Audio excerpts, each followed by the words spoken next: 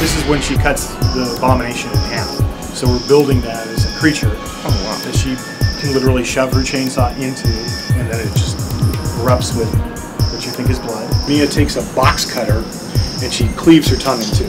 Even though it's LA and we could probably go to Venice and find that, you know? But she also has to look like Mia. We've got boiled Mia, we've got demon Mia, we've got tongue slit Mia, you know, on and on and on. There's this scene where Natalie, her hand becomes possessed, and she gets basically electric turkey carver and chops her arm off. You know, this performer is literally hacking their arm off all night long.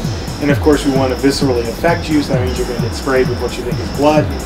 What's going on, everybody? Nash Herrington with Crave Online. I'm here at Universal Studios Hollywood checking out some previews for Halloween Horror Nights, and standing next to me is John Murdy, the mind, the twisted mind behind all of these horrific mazes. And right now we're inside of Evil Dead.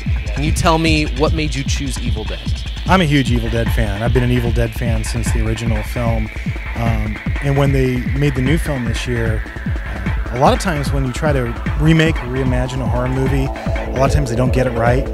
I thought they nailed it with Evil Dead. I thought they reinvented it in a very scary way. I thought it was a total gore fest, and it made me want to do it for Horror Nights. Now, the writer Fede Alvarez, I know he was involved in this maze. What was his level of involvement? Well, that's kind of our ideal. We always want to work with the creative individuals involved with the movie or the television show or whatever we're dealing with.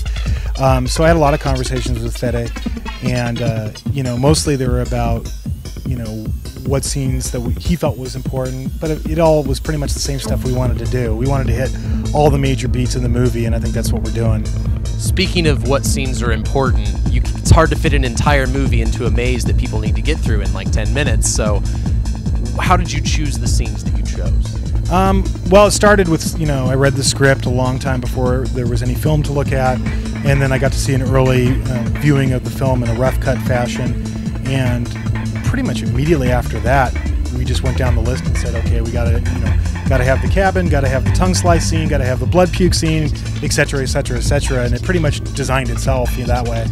Absolutely. What was the most difficult part of this maze to put together? I think it's translating what are essentially practical makeup effects in the movie, which is kind of unusual these days in horror movies. A lot of times these days they're digital effects, but Evil Dead really embraced kind of the old school classic practical makeup effects, which is great, but you know, you only have to do it once for camera when you're making a movie, and in my world you have to do it every 10 seconds, literally thousands of times a night.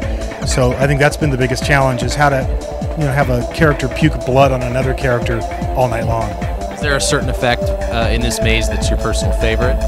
I think that one is going to be pretty wild. I think the scene we're in right now, we're in the basement, and there's this really crazy shot where Demon Mia seems like she's like gliding or floating across the water, and this is going to be real water underneath us, and we have a whole animated effect of Demon Mia floating out across the water to get to us.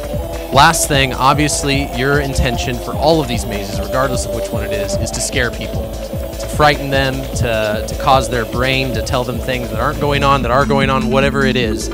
What is it about this Evil Dead maze specifically that you're going for?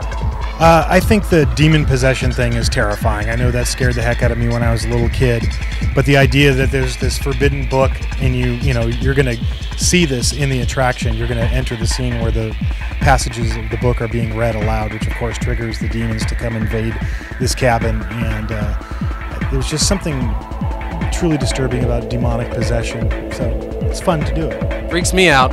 I'll be back in a couple weeks to check it out.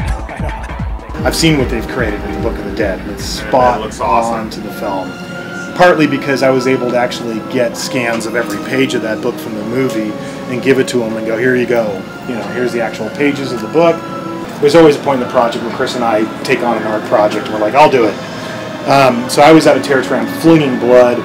He was flinging puke, and we passed on golf carts, and I was like, he was just covered, you know, I'm like covered in blood. I'm like, wow, bad night, huh?